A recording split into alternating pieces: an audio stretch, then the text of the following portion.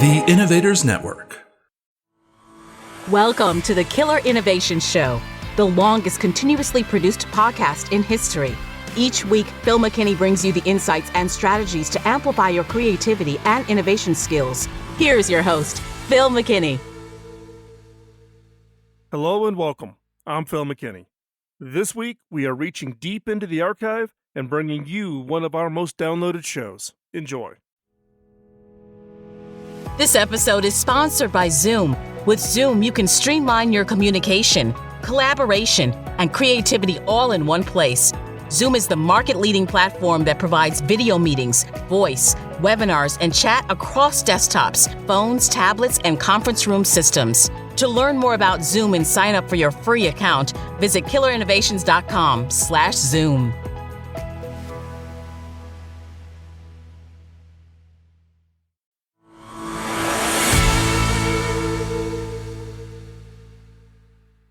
This week, we're going back and actually looking at an old show. In some cases, a really old show from the past. Some people found the old show, and I started getting some questions about it because it is a tad bit dated.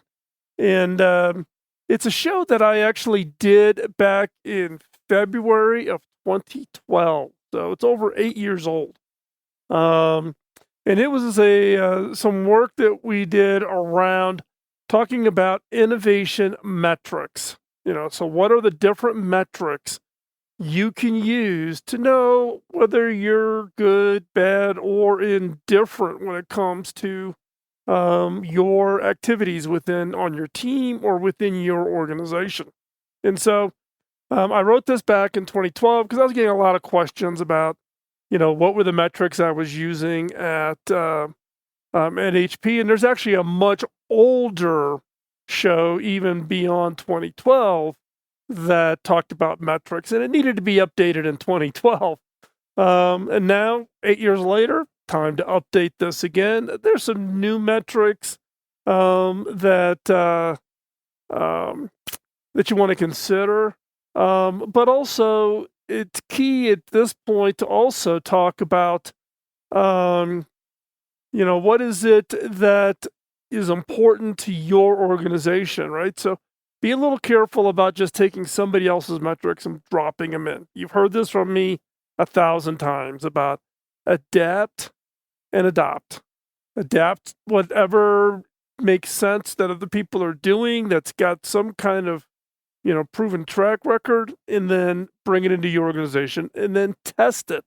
Try it out. Doesn't mean that it's always going to work. So today we're going to talk about innovation metrics that every organization should use. I am trying to boil this down to the core set of metrics. This isn't the exhaustive list, but this is just, think of it as a starter list of the innovation metrics. Now, everyone that's on this list are ones that I have actually used. I'm not recommending you something that I've read about. I've actually led organizations when I was CTO at HP.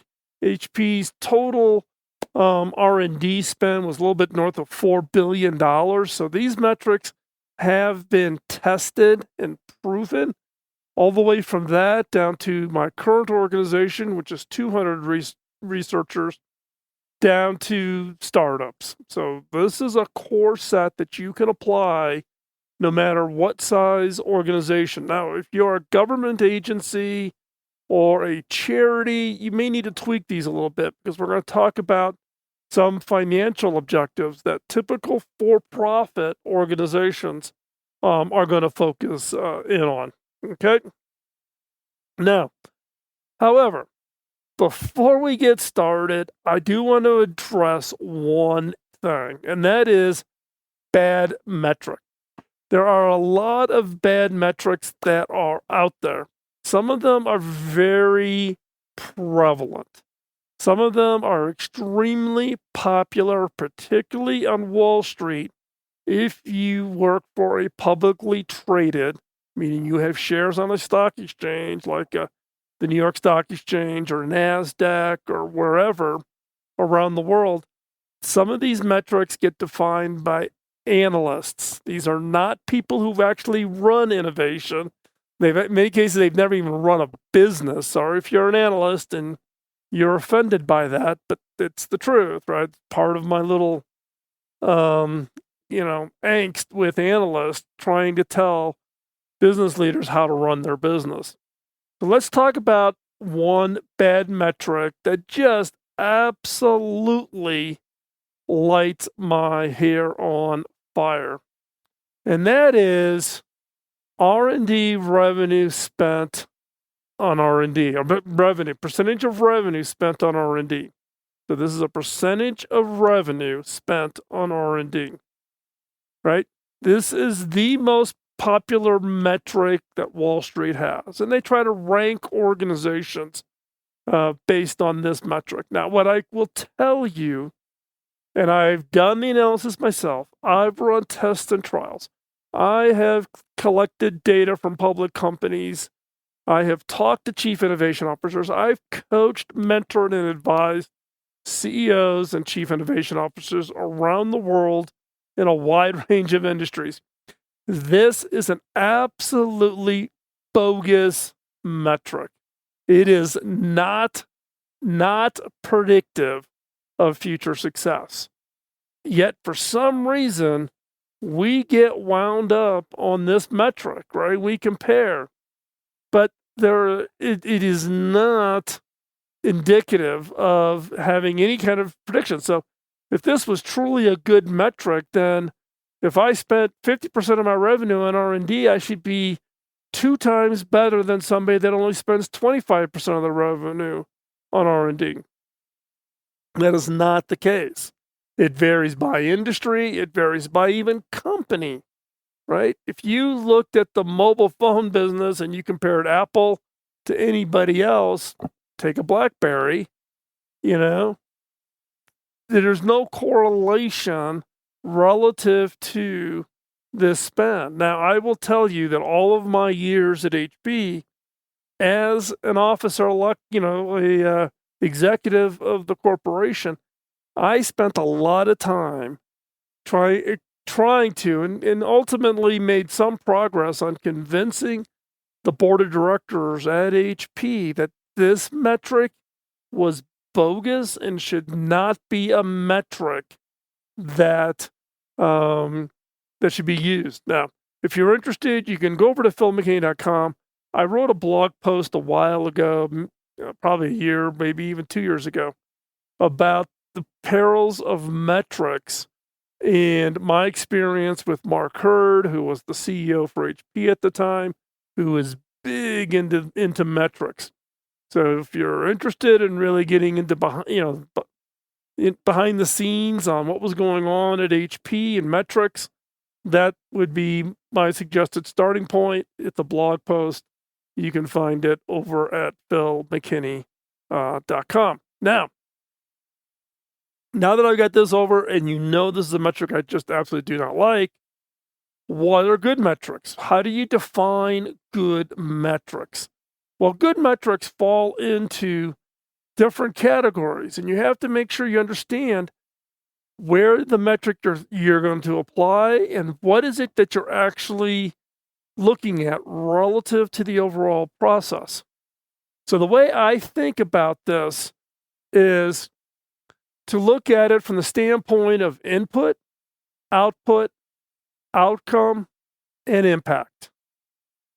And be quite honest, the two that I spend, the majority of my time at is around input and impact.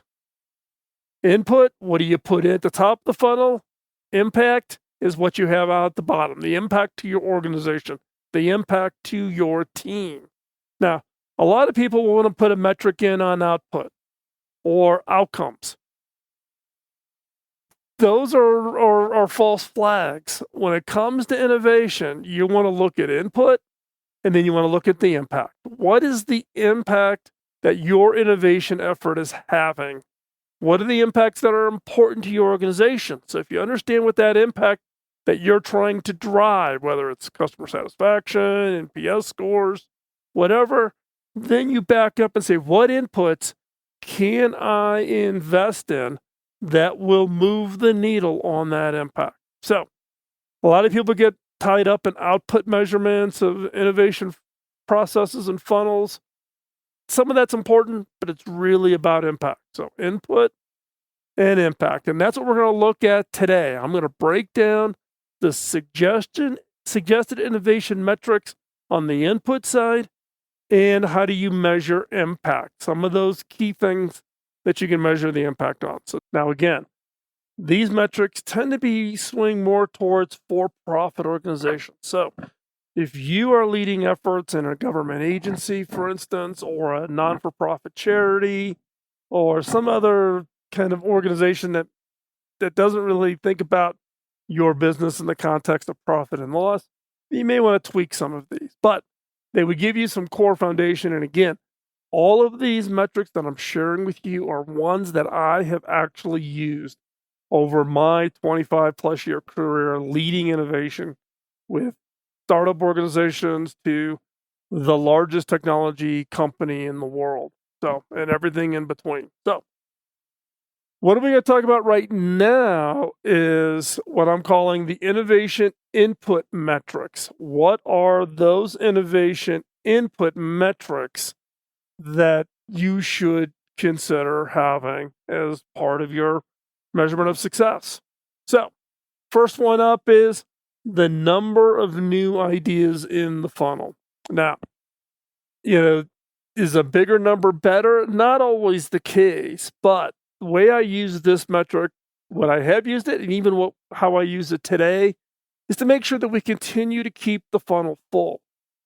New organizations putting in place new innovation frameworks tend to get really excited. They get this big burst of ideas.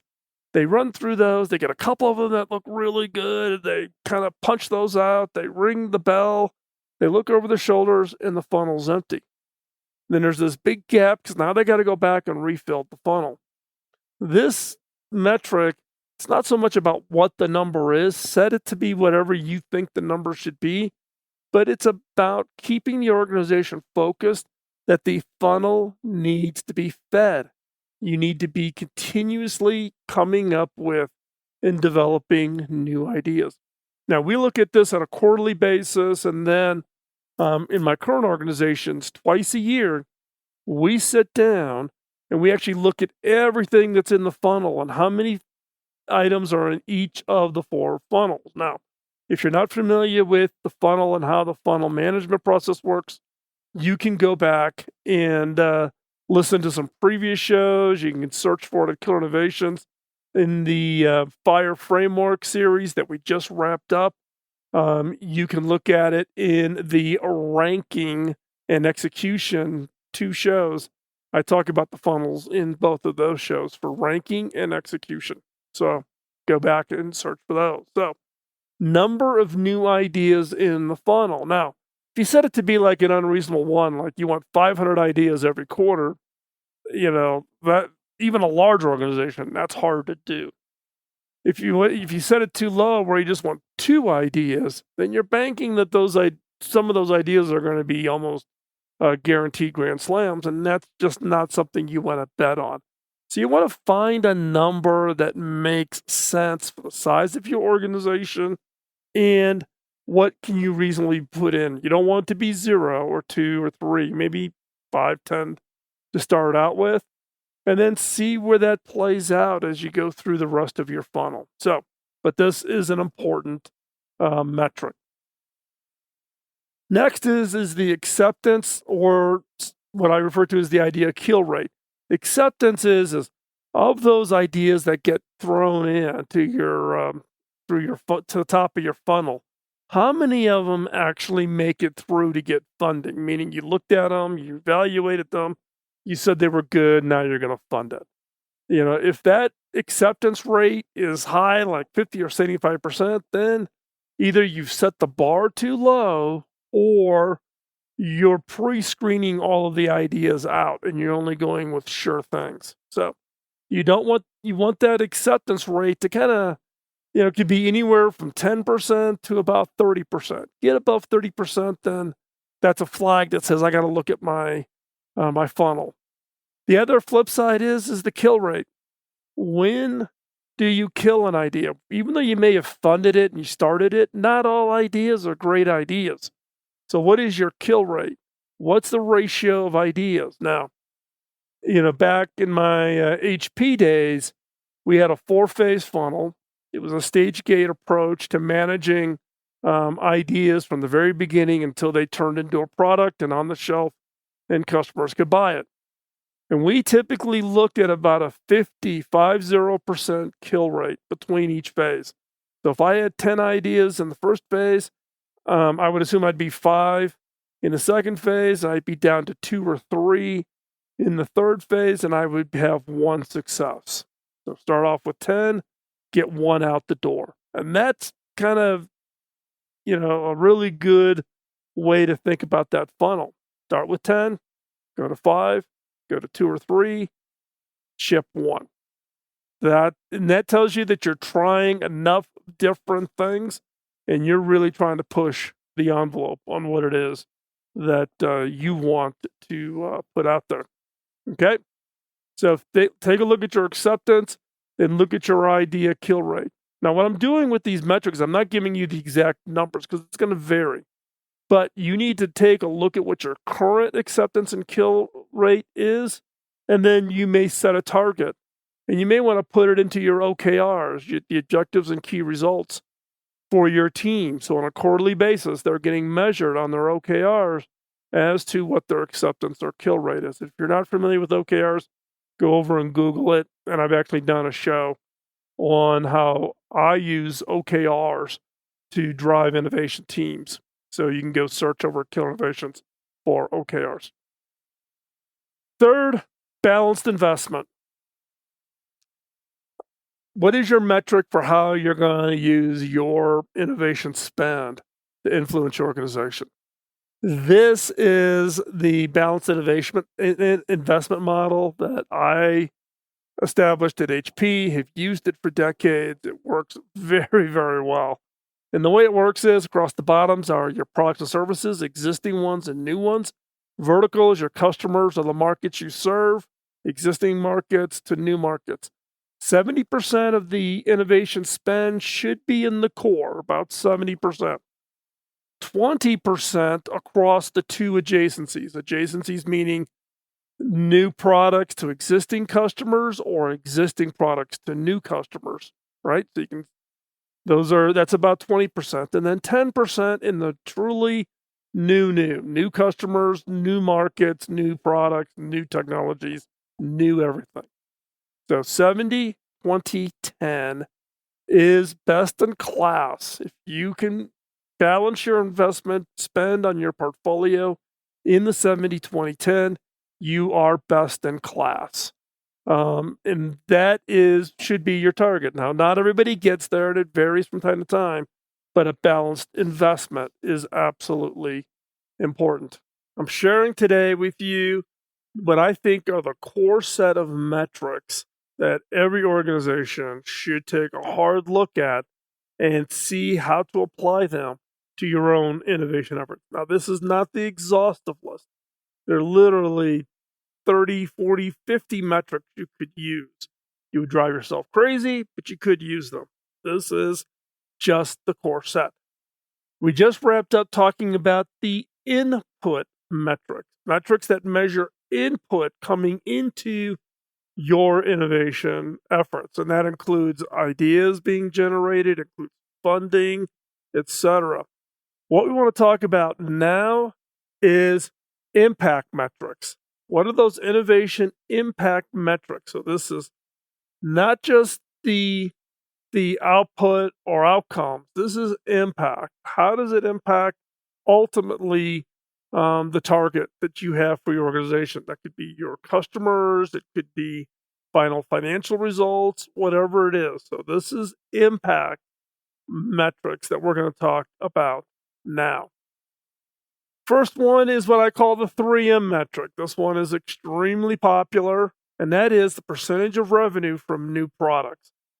Refine that a little bit. 3M actually has an innovation metric that they've tracked for decades and decades, which is what percentage of their revenue comes from products introduced in the last 3 years.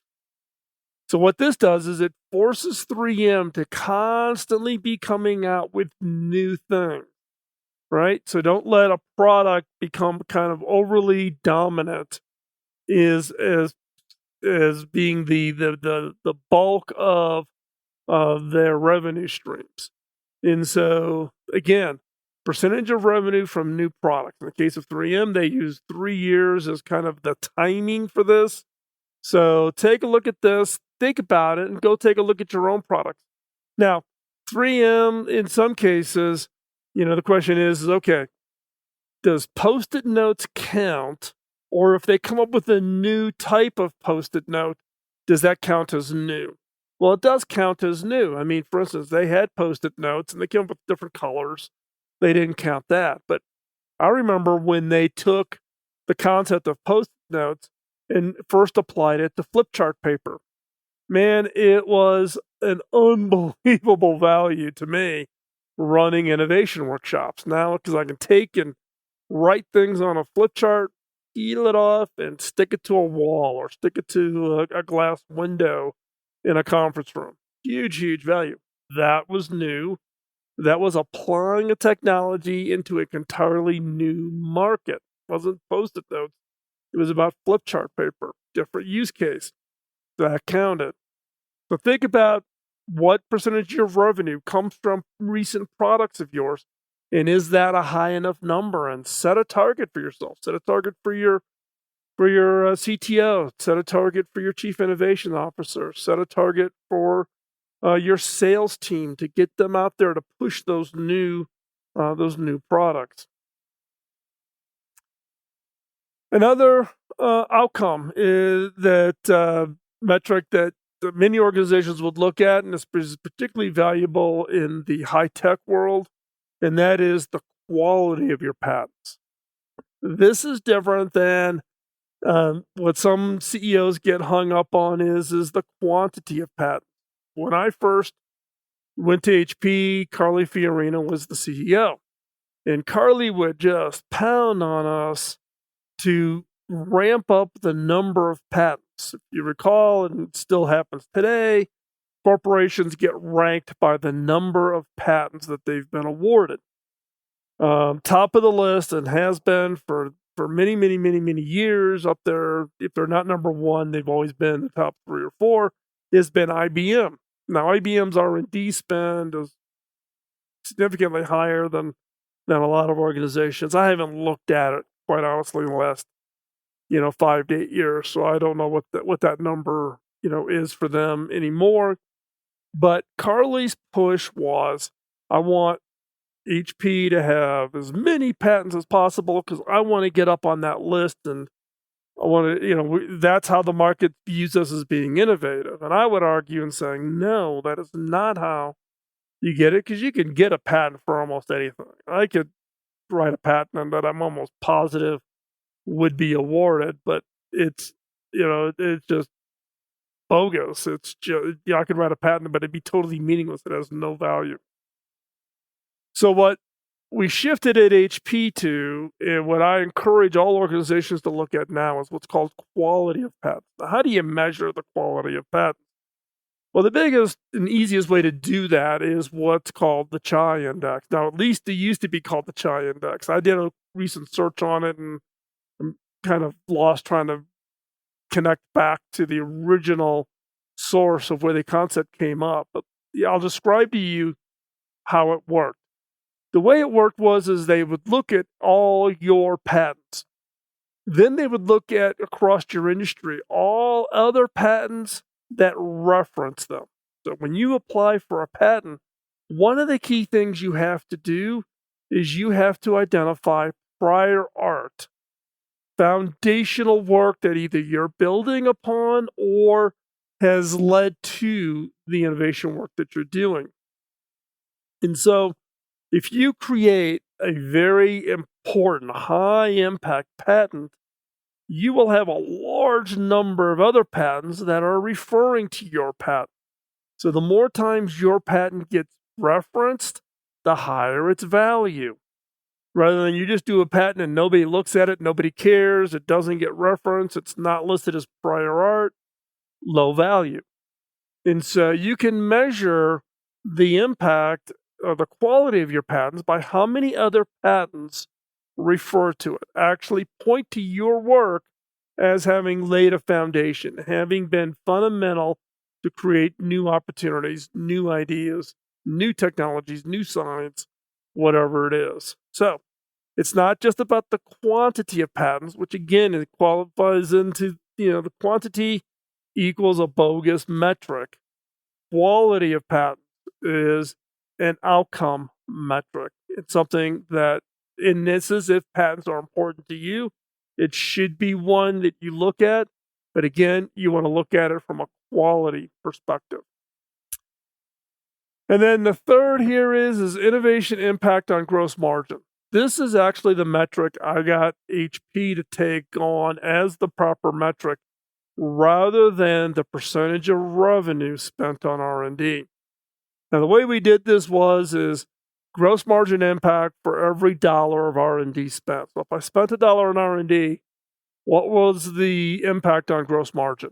Why is this an important metric? Well, the reason why I am a big fan of this metric is because if you do good innovation, if you come up with a just absolutely brilliant product or service, your customers, the people who buy whatever it is, this great idea is you have, they will reward you with a margin premium. They will pay a disproportionate higher margin correlating to the impact and value that they see for your idea. So the bigger wow, the bigger that margin impact is going to be. Go back and look at the iPhone and see what that margin premium that Apple was able to secure by doing phenomenal innovation. So this is the metric that ultimately says that for every dollar that you're spending on innovation, what is that margin impact going to be? Now, it isn't a metric that says as I can spend more, I can drive more margin, because it's tied to the decision impact. This is a metric that you just can't turn on overnight. This is a metric that takes some time. You got to lay some foundation, because it's the dollars you spent in the case of, let's say, laptop computers. I spent those dollars 2-3 years ago, and the margin I'm measuring today is the result of that. So the decision I made 3 years ago, I'm seeing the result of that. So you have to have good historical data to use this metric. And I spent years building up that history to use this metric. Great insight. It also helps point out leaders and processes and that allow you to make better decisions on which innovation project you should fund that are going to give you the biggest bang, the biggest impact on your gross margin. So this one's a heavy lift, but worth the effort.